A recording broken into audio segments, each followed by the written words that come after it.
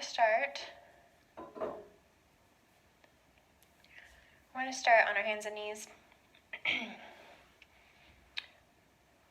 And exhale, round up. And inhale, arch. Now, you could be a lot more active than just plunking your spine toward the floor.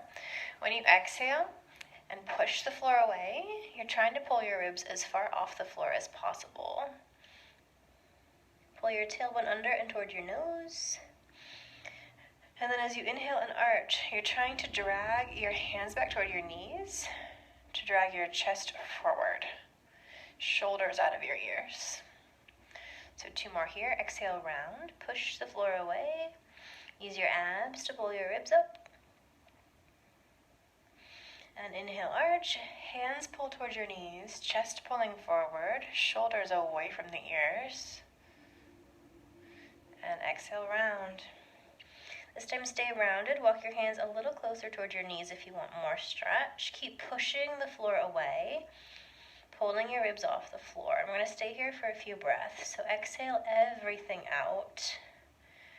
Your next inhale, you're staying rounded. Inhale into the stretch, so into the epicenter of your back. Try and stretch it wider. Stay rounded this whole time. Exhale, push everything out. And when you inhale, it's right along the back bra strap. So really breathe in. Try and stretch your chest toward the ceiling. Exhale, hold this rounded shape. Breathe everything out. And inhale into your back again. And exhale, release. All right, turn your hands so fingers are facing your knees. Now, if you're tight, you might only want to do that one hand at a time. If you can do both at the same time, that's fine. You're going to pedal back and forth like a little cat making biscuits. Maybe it's my connection, still can't hear. Sorry, Natalie. Lisa and Addie, let me know if you can hear the sound. I'm pretty sure everything is okay on my end. But again, it might be me. It doesn't give me any feedback as to whether it is or not.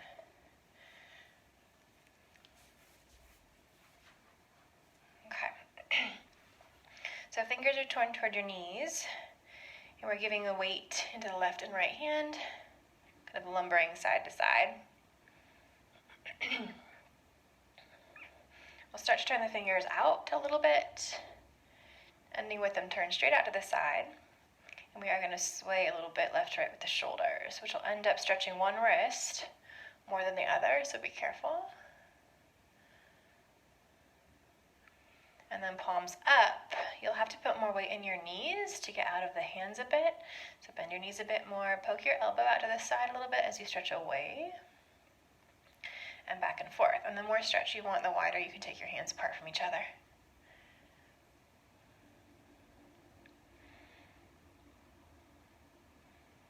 All right, come on in. We're going to make fists and give yourself a fist bump and try not to let the fists separate. Put the back of your hands on the floor. Notice my elbows are pretty bent here, and they may stay that way if you're pretty tight, and that's okay.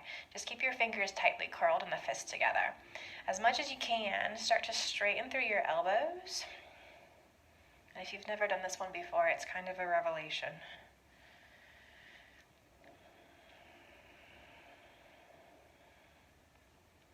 All right, bend again. See if you can get the backs of the knuckles a little closer together. And then start to straighten up once more. Thumbs still on your fingers. If you can get the arms straighter, start to round and hollow your chest up toward the ceiling and tuck your tailbone under a little bit. You can notice even on me, one arm is tighter than the other.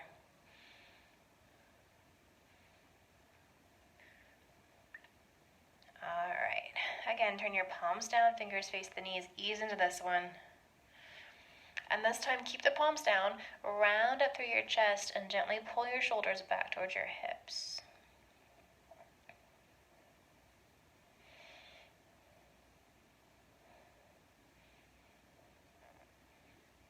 All right. Okay, let's have a seat. Find a straddle. Now, it doesn't have to be crazy wide, just a V shape here. We're going to walk back and forth first. So hands in front of you. Try and arch your hips out behind you. Push into the floor a bit. Lift your chest. Again, not about how far forward you fold, more about the shape of your spine. So lift in the chest, almost a back bend in the back. And then push into your hands, lead with your hips. So tuck your tailbone under and roll back a little bit. And then arch your heart forward, pull on your hands. Pull your hands toward you. Lift your tailbone out behind you and chest up. And one more time, exhale, round back.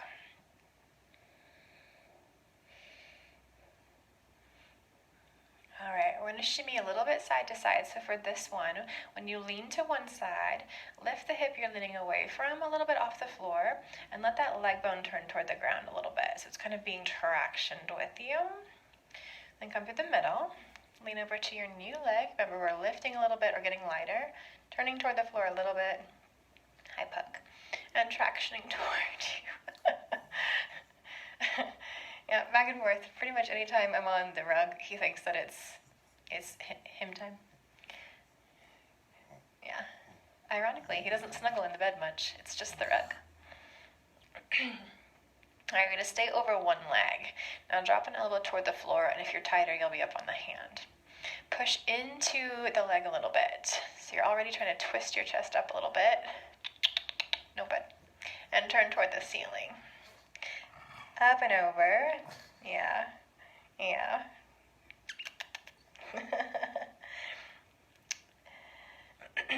Now, this can look a lot of different ways, especially if you're tight. This is a full body stretch. You might feel that inhibition coming from lots of different areas in your body. We are trying to keep the hip we're leaning away from glued toward the floor in this case.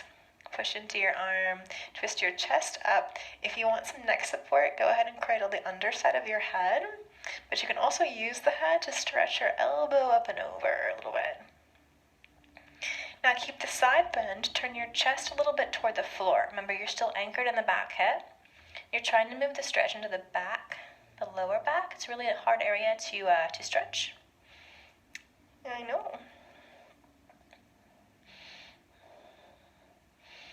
All right, and then drop the arms toward the leg. If you can, lift up a little bit, square toward that leg, and arch forward. Yeah, I know. I know. Forward folding over that leg. Yeah, I know, but.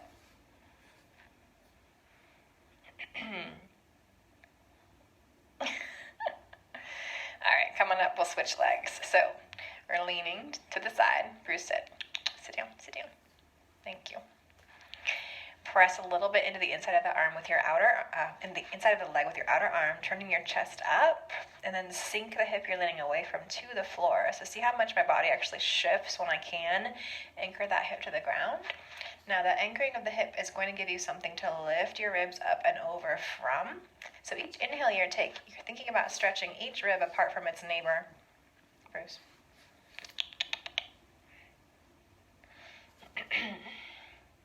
And then take your top arm, drape it up and over the bottom side of your head, giving your head some support, but also giving yourself a little leverage to take that elbow away from that anchored hip. And we're twisting the chest toward the ceiling, and that should target the arm, the side ribs, side waist, side hip. All very important, all tight. So all are preventing you from going a little deeper here. And then for the low back, you're twisting your chest toward the floor.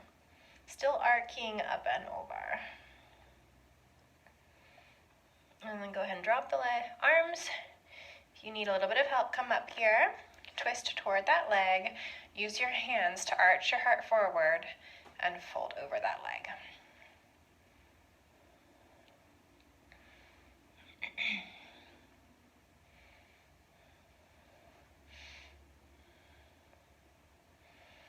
All right, press on up. Now we're going through the middle this time. So once more, use your hands to arch your heart forward. Try to keep your knees both aimed straight up at the ceiling for this one. A lot of people tend to roll inward. So knees are facing straight up. You're kind of tugging your heart forward along the way, sticking your booty up behind you, getting as long through your front body as possible, and almost treating every forward fold like a back bend.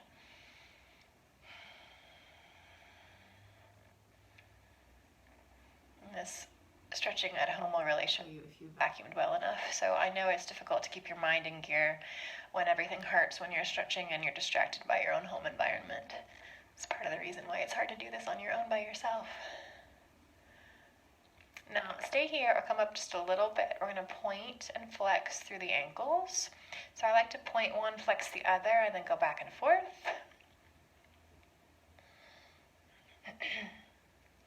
And then start to roll your ankles around in circles. One way, one the other if you want to. Just make sure you reverse it. And then our chest will weave a little bit side to side. Again, anchoring the hip you're coming away from back to the floor if you can. You can use your hand to push into that side bend if you want to, or pull your heart forward if you want to.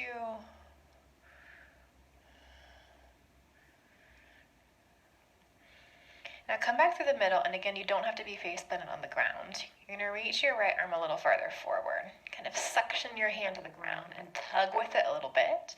Your left hand comes in. You're pushing down into the floor to twist toward that arm. As you're pulling with your straight arm, and maybe if you can really grip it, you can roll to the outer arm. Then switch, so come in, right hand stays bent right next to you, reach as far as you can with the left, suction to the floor, pull the arm into your shoulder socket, push with the right and twist toward it, and maybe you roll, maybe to your pinky side or the outer arm toward the floor. All right, come on in, and use your hands to grab those knees, so scoop underneath the back of the knees, slide them in, legs forward, and pedal those knees out.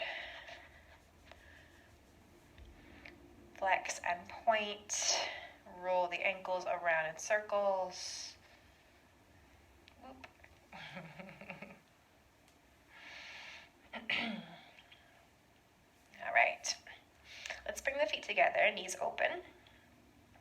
Now, a lot of people, and you're even cued to do this in some yoga classes, which I find just very strange anymore, but a lot of people have been taught or just think they should pull up on the feet. And what that does is kind of overstretch the outer knee here, or they think they should push the knees down. Either way, you don't want any force coming into the knee joint from opposite directions. Yeah. So don't pull the feet up, don't push your knees down. You can hold on to your feet, but it shouldn't be a lifting, it should be more of a anchoring the hands on the legs to arch your heart forward again. So just leave the feet alone, let them point straight forward. By the way, the feet can be any distance towards you.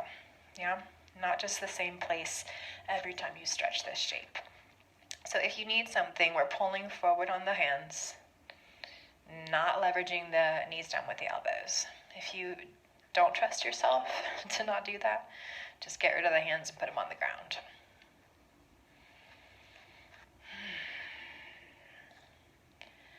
All right, you're still lifting your heart a little forward, sending your hips back. Now, it's not wrong to round your back when you're forward folding. It's just different. It's targeting your back more than your legs. If you only ever stretch in forward folds with a rounded spine, you're going to miss the more acute angles in your hips and hamstrings and miss isolating those muscles in your stretch, which means they won't ever get or may never get looser. You're just going to be stretching your back, which may be an issue because we're already slouching a lot in our day, rounding our back. The discs are being pushed and pushed and pushed further back. And then if you're stretching in a rounded position, and if you have a yoga teacher come and push on you in that rounded position, your discs might get more pressure than they can handle. So please try and do both. Long straight backs and maybe rounded backs, but just know what you're doing and why. So when you are a little deeper in the stretch, you can round. That's going to send more of an epicenter of the stretch into your mid-back here maybe. If you also round your head, you'll get kind of a double traction on the hips coming from the chest and the head. Now we're going to come up about halfway here and walk yourself over one shin. Again, the hip you're twisting away from, try and anchor it to the floor. This is not so much of a pull or a tug or push. You don't want to put pressure in your knees. Just aim your chest one way and then again, drape carefully down. And you're going to feel probably more stretch in the hip you're twisting away from. Probably. Hi, bud.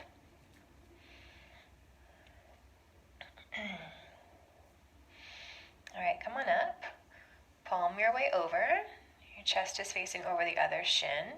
Again, no force, no push-pull, no twist. Don't jam your knee down. Just let your head get a little heavier toward the floor. Anchoring the back hip. If you feel any twisting, shearing, torquing force in your knees in these stretches or pigeon, you'll definitely want to come out of that. All right, come on up, come to center, and lift. Now, wherever your feet are, you're going to go at least a little bit either forward or in towards you. If you're going forward, don't go so much that the knees feel this weird position here. Your knees don't like to get pushed as your foot's getting pulled up, right? So maybe a little farther forward or a little closer in. You can come all the way in if you want, but just don't go all the way out. And it's going to be a little different in the thighs. So get on top of your hips again. Lift up. Keep that length first. And you might not go as deeply if your feet are closer to you.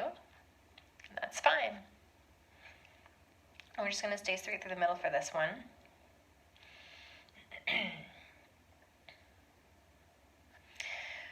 There is an active version of this stretch where you squeeze your feet together and press down through the pinky toe sides of your feet and get your hips a little closer and actually levitate your bum off the floor. And see how active you need to be in your hips and protected in the knees you need to be. So you want to imagine all of your stretches one day working toward dynamic flexibility or active flexibility, meaning to do the same shape on your own, held up off the floor. Not that we need to actually one day do that, but the idea is there to keep us safe. All right, bring your feet up, knees in, hands back. I'm going to let those knees slowly come side to side. By the way, if you're on a hardwood floor, even this is going to give you a little bit of a glute massage, which is good, but also telling, isn't it, that our hips are that tight? And I'm with you. Mine too.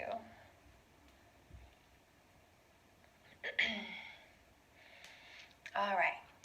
Slide. I'm going to cue which leg is mine, but slide one leg forward. It'll be my left. You'll take your right foot up and over. And most of us tend to already be slouched back. So see how my mid back is further behind my hips than it wants to be? Yeah. So pull on your shin and pull your body forward so you're stacked, shoulders over hips without a big slouch behind you in the middle there. What that's also going to do is start to put more of that acute angle into this hip for a better stretch. So sit up tall if you can. Opposite arm as your front leg reaches across. Now, your free hand is going to push down behind you or anywhere else that makes sense geometrically. Again, you're pressing your chest toward your leg the whole time. It'll feel like too much, but it won't be. Each inhale, you want to sit taller, anchoring in your hip, pressing your head toward the ceiling, and the exhales when you pull all that old air out to wring out. And I'm trying to turn my shoulders. So shoulder back, other shoulder forward from the ribs. Staying really flat and open, not rounding like this, yeah? And if you do that, if you stack, and if you anchor your hip, you might start to feel a hip stretch there. Maybe it's just through your core. Now, if you're more flexible and this arm can come up and over, you get a little bit more leverage to turn the closer side of your rib cage toward the leg into that twist. But again, make sure none of it's coming from a slouch. You really want to stay tall through your spine and broad through your chest. And if you're using that elbow to leverage, make sure it's not because you're internally rotating your shoulder forward. So shoulder back. Now you can keep walking this free hand back behind you to give yourself a little bit more leverage for that twist if you need to.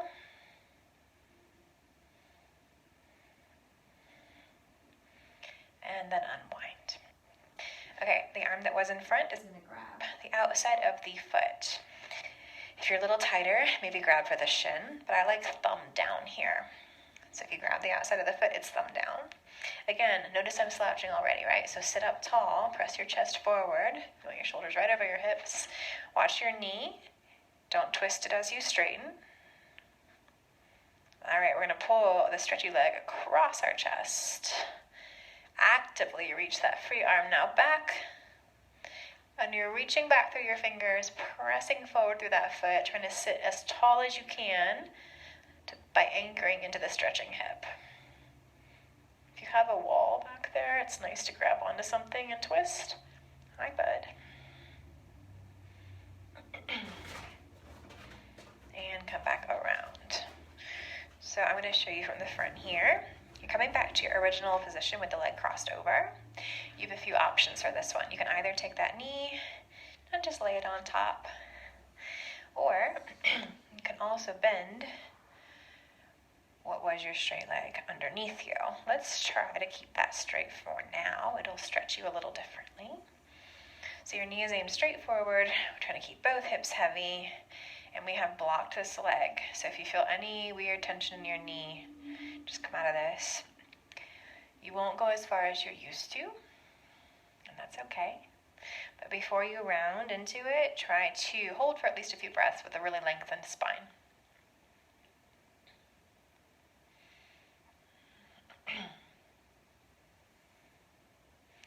Now, you don't necessarily want to only feel the stretch in this bottom hamstring in the tendon. So if you're only feeling it right above the knee, rather than in the middle, in the meat, in the belly of the hamstring, you might want to bend your knee a little bit. Yeah, a little active bend. Hold that. Maybe put your hands under the knee to keep it bent. And try folding again. Now, you can round your chest towards your leg if you want to, but don't let your back hip lift up off the floor. Same thing with the hamstring tendons right up under your booty. If it only feels like you're stretching right at the knee or right under your glutes, you want to avoid that because you're just sitting in your tendons most likely, and that's normally a stretchy person problem, just so you know. Not impossible, though, for other people to feel that. All right, come on up. And we're pulling the straight leg underneath if you haven't already.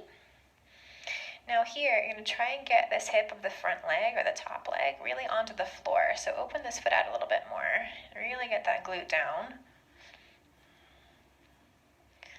And we want to keep both hips evenly on the floor. So the hip of the front leg will want to get away from the stretch, or maybe it never got to the floor in the first place. It'll want to be a little bit crooked. So push it down.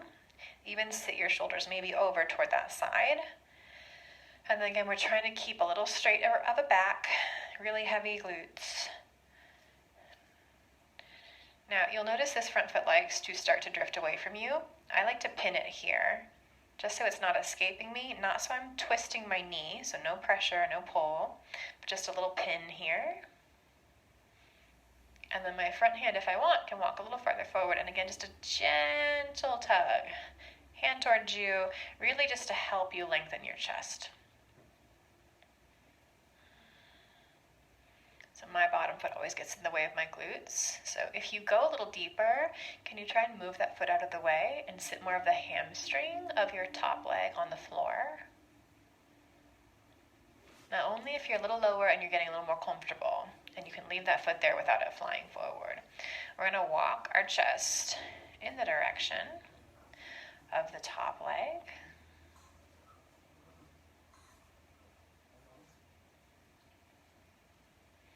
And you'll just notice which of these is tighter. Lift on up, past the knee, and walk away from it, so toward the foot. Almost like a weird twisted pigeon shape here. Bruiser, no. He's been making out with his foot all morning. He just had a bath yesterday. There's no telling. All right, come on up. Now, we're going to stack the shins. So notice my knees are more or less stacked here. Slide that top foot over and your bottom leg under a little bit. If this is too intense, go right away to cross-legged with what was your top foot in front. But if you can handle this on the knee, remember we don't want to shove the knee down or pull the foot up or both, because that would be twisting or torquing the knee, and knees are most vulnerable in a 90-degree bend, so in all of your pigeon stretches essentially. We don't want to be impaled with this outer ankle bone, the malleolus, so slide it outside the edge of that quad, yeah? And again, sometimes we forget the very first part of the stretch, which is to sit heavily into both of our hips. We tend to stay away from the hip we're stretching, which is the hip of the top leg. So sink into that hip, and then start to walk your chest down. And again, this is one of the tighter stretches. Everything is anchored in place. You don't have a lot of wiggle room. So don't be surprised if you don't go as low as your normal pigeon for this one. It's called a double pigeon sometimes. And if you get a little more comfortable, you can try and scooch your bottom foot forward so it's not blocking the top leg from going lower toward the floor. You do not want to feel the movement to go deeper in the stretch coming from your knee necessarily descending toward the floor because it's twisting. You want to feel this leg bone rotating in your hip socket.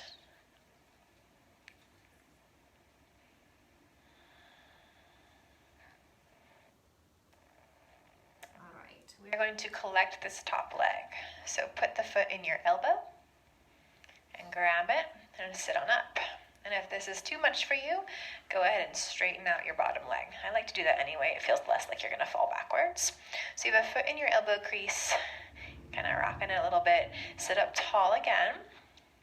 And see how my knee is outside the line of my hip. This will be important in pigeon in a second. It's easy to see here because my hip is about this wide, right? But my knee is further out than the side of my hip. You'll hear a lot of people say in pigeon, which is this kind of a pigeon, that you're stretching your piriformis, but you're not actually unless your knee is in line or inside the line of the hip. So see how it's now inside the width of my hips? You're definitely stretching all kinds of good glute muscles when you're here, but people tend to only ever do their pigeons like this because they only ever do them on the floor.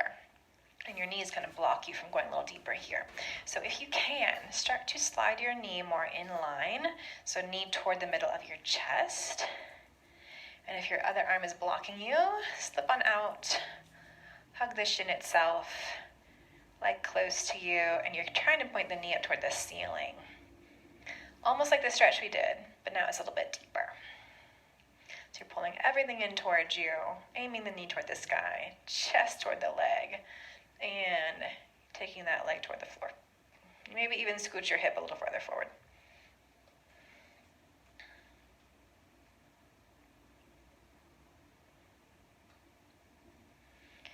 Okay, we're going to come into a pigeon with this leg that you're hugging in front. And then we'll do the whole sequence on the other side, if I can remember. So notice my knee is aimed straight forward, like in the middle of my chest, rather than way out to the side. Try to recreate that. So swing that leg out of the way. Before you rock into your hips, aim your knees straight forward. Not way out here like most of us do. Straight forward. Use your hands to lift up and turn your back knee toward the ground. So more important than getting your chest to the floor in your pigeons is lining up the hip where you want it and squaring the hips. So you can see my back hip is turned out here. I'm going to try and turn that hip toward the floor, which for a lot of us means the front hip won't be on the ground. And this is why I don't prefer this version of pigeon. I like to do this, for example, with this leg up on a bar stool or a countertop or a desktop, because most of us just aren't stretchy enough to get those hips down, and we feel like we should, so we get all out of alignment. So we're trying to square the hip bones, the back leg hip bone turned toward the floor, the front hip staying heavy on the ground. Only if you have that should you go further. And if you do so, with your knee inside the hip lines, you'll feel kind of a horizontal stripe across the middle, like halfway down and across the middle of your glutes. And that's your piriformis. It's small and skinny and like a triangular little strip there that attaches to your sacrum and to this outer leg bone called your greater trochanter. It definitely feels a little different than a glute stretch with the knee wider.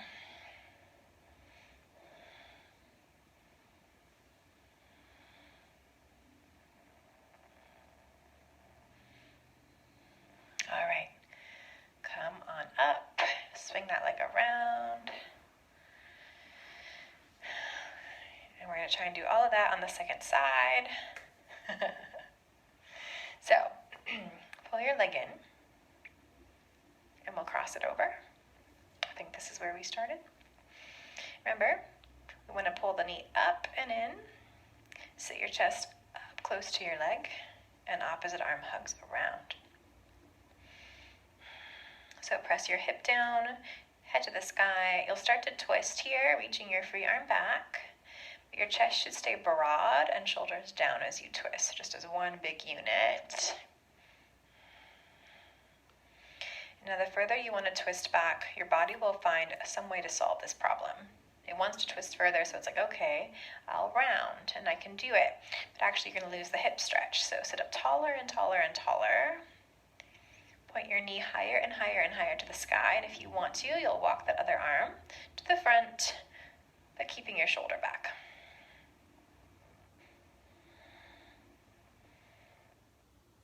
And one hip will be a lot tighter than the other. I'm sure you already have a sense of that, but it's really obvious when you go right from one side to the next. Your free hand can walk further and further and further behind you. And you're using that front arm to leverage that side rib cage toward the side.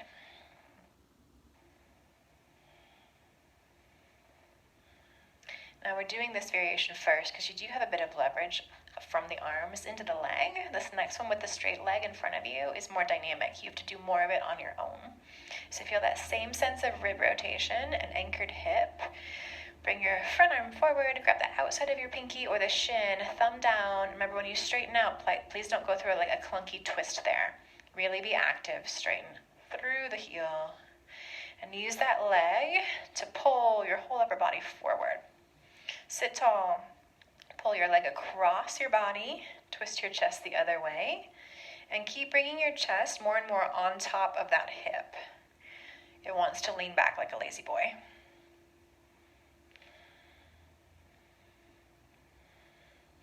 You can even try and sit more weight into that hip.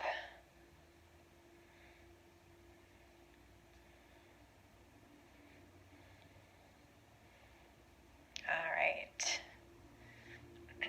We've had this knee straight up. Now we are going to stack it and try and sit onto both butt cheeks here.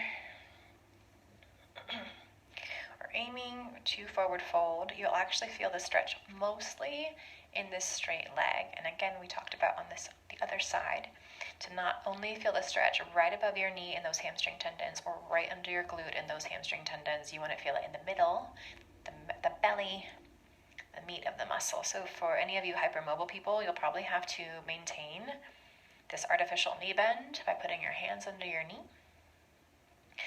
Arching a bit more first.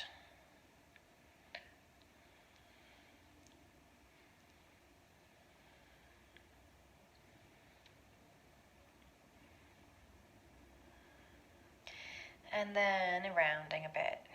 So you're just taking the weight of your upper body, maybe a head tuck, to anchor deep into that hip. Trying not to use your rounded spine stretches as pressure into your low back. So I would never come around and assist someone or press on someone in a stretch like this if they were rounded and collapsed. That's just passive and unprotected. And the pressure just goes into their discs. It doesn't help them lengthen or deepen the stretch. It's just a push, really.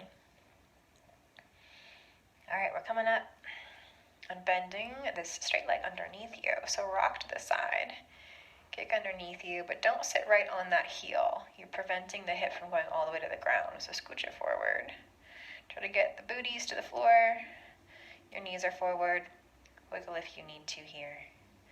All right, so notice how this one wants to slip forward already. So if you want to or if you can, you're just going to pin it here. But it's never a push and never a pull of the foot up or a push of the knee down.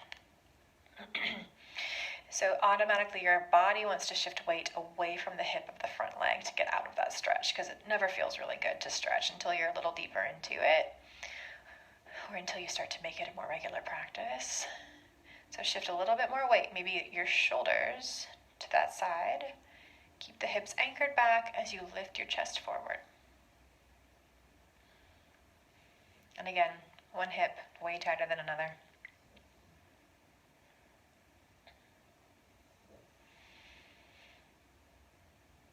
After a few breaths trying to lengthen, if it's safe, you can round a little bit. But keep shifting your upper body a bit to the side of the hip you're trying to stretch. And if you're a little deeper, you can wiggle the foot of the bottom leg slightly forward to give that hamstring a place to go.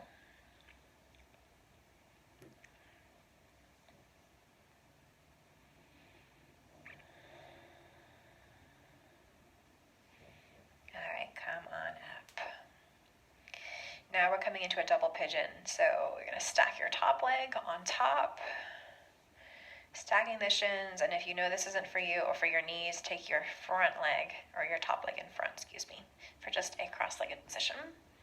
If you're staying stacked, try and wiggle this heel so it falls off the quad a little bit so that outer ankle bone is not impaling you.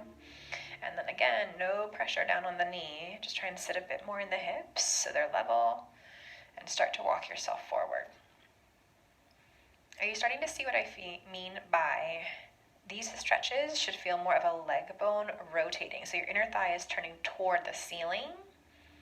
You're feeling that hinge. If your hip was a door, your hinge is stretching here. So it's not that we're pressing our knee lower. It's that hinge, that spiral in the hip is unwinding. And that allows this whole angle to drop down.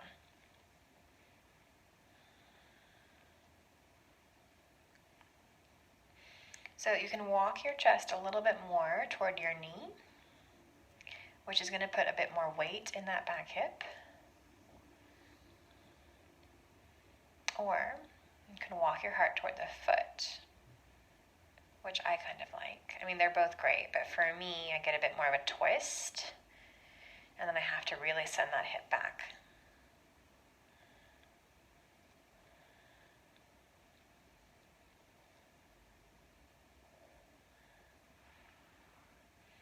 All right, come back to center. We're straightening out the bottom leg again. And like we did in the very first stretch for this twist, we're trying to take this whole knee bend, rotate from the hip so the knee turns more and more up, but not because we torqued the knee itself. I'm going to try and pull the whole thing towards you and aim for that knee up position in a second. Okay, so reach down and scoop the foot into your elbow crease. Grab the knee as well. You're going to lift up. And if you want to bend here, that's fine. I like the leg straight for a bit more weight forward so you don't fall backwards. Don't jam your foot toward your chest. That's the same thing as pushing into your knee. So make the knee come in more than the foot. Sit really tall here. We're going to try and get weight evenly in those hips. And then press your chest toward your leg and start to send the knee toward the midline of the chest. Now for me, my elbow always kind of gets in the way. So I'm going to catch my shin here. Use my hand on my leg to wrap it away from me. Pull my knee up toward the ceiling, chest to knee. And I'm leveraging the foot toward the floor as my knee faces the ceiling.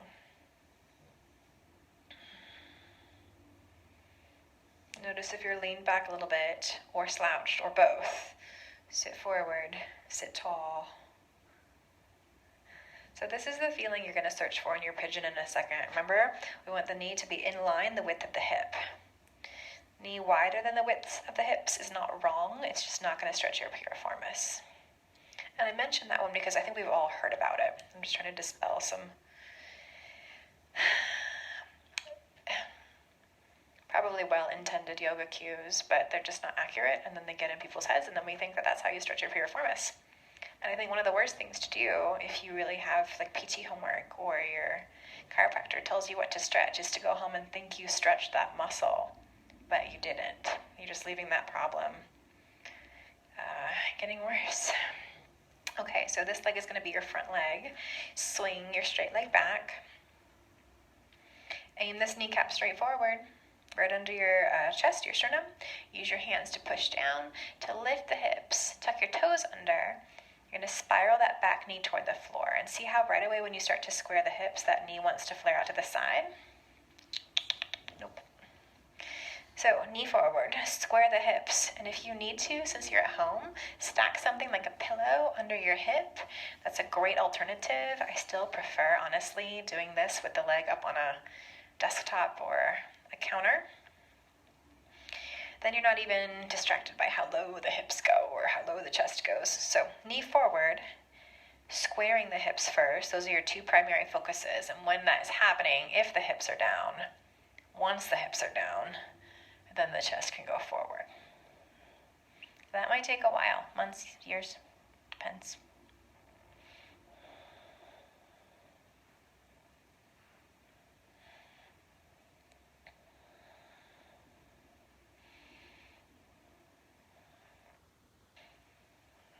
Come on up.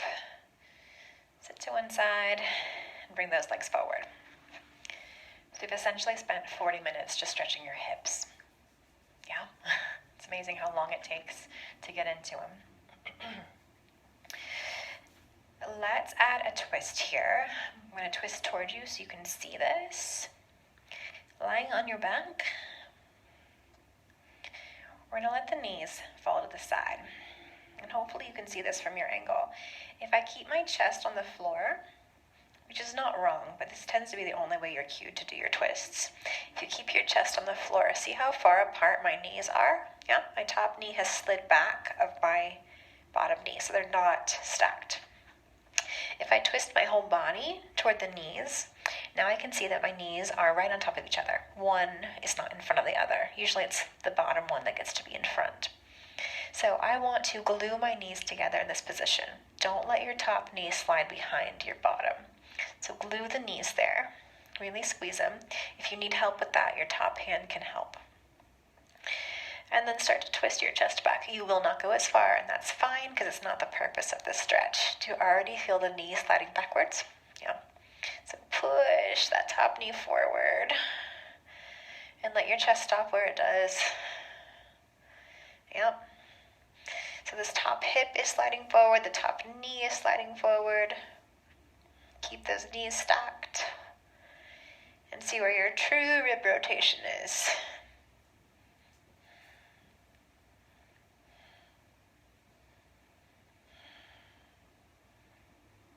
Alright, now let that knee slide back. Open the chest a bit more, shoulders flat. We're going to straighten the top leg, maybe. If you can't grab your shin, grab your hamstring. You can grab underneath it if you want to. But try and stick your booty out behind you, really lengthening that side waist. Or push through the foot to do it. Alright, let that leg go. And we're going to twist the other direction. So, knees to one side. Notice for a second your top knee is a lot further back than the bottom. Your hips are kind of sagged toward the ceiling here.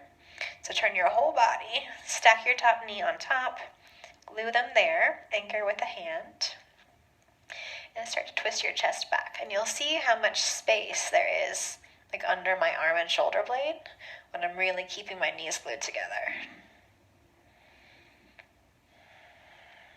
By the way, it's not only hips and hamstrings and things like that that are tighter on one side. Do you notice that your rib cage has a lot more mobility to twist in one direction?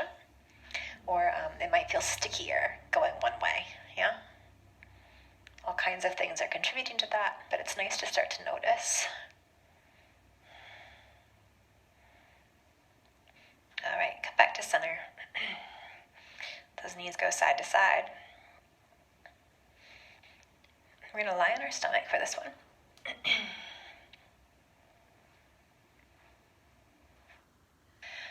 And you'll take one arm out and one hand in. Now, whatever side I bend my arm on, that same leg bends too.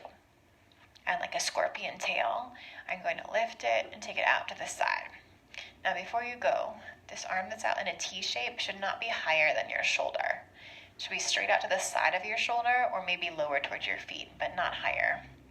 So all the way over we go. Now, you have options with this leg. You can reach your foot toward the floor. I said toward, not to. Whatever you can do is fine. Only if you don't feel too much pressure in this bottom shoulder, you feel everything is good there. You can take your top hand and reach back for your shin.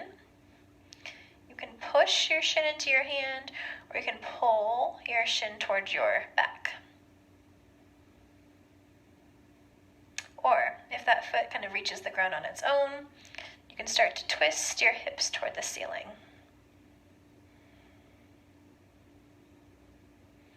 So carefully come back in.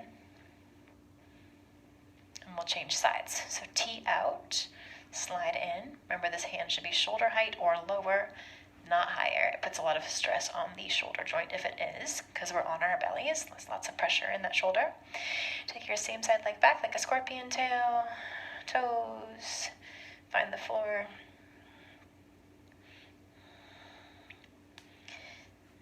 You can reach back for that shin if you want to. Pull it in. Push out. Or just let your hips twist toward the ceiling.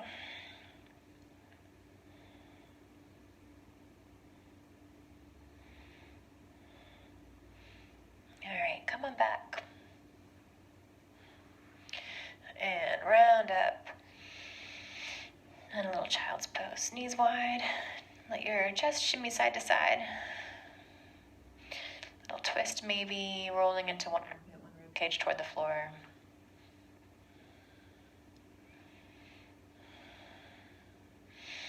And round up. Okay.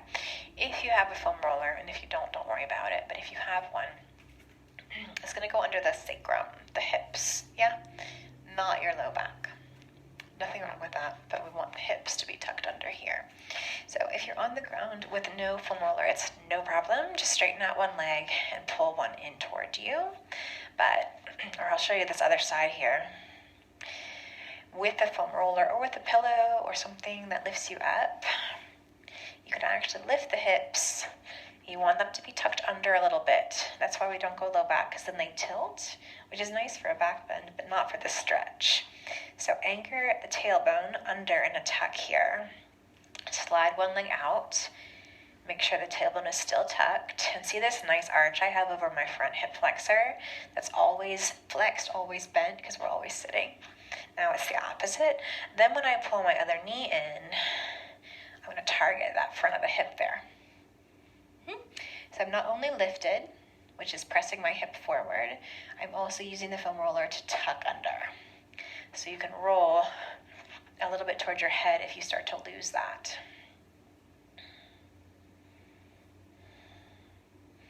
And again, a yoga block would work for this, a bolster, a rolled up pillow, a towel, just something to lift you up.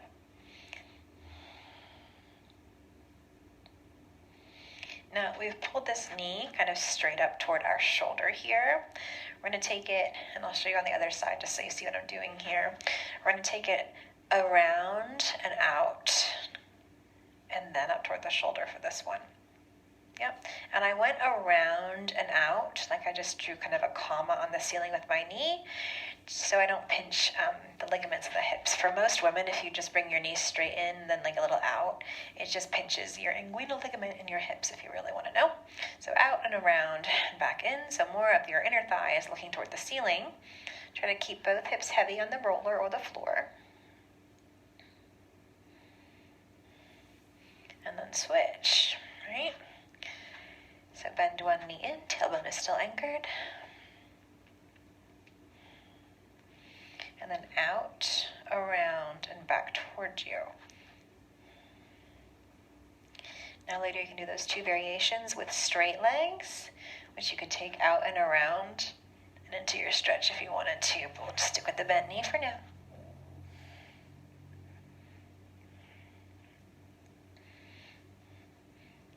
All right.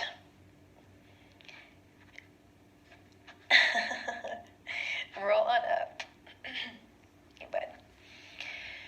And you are done.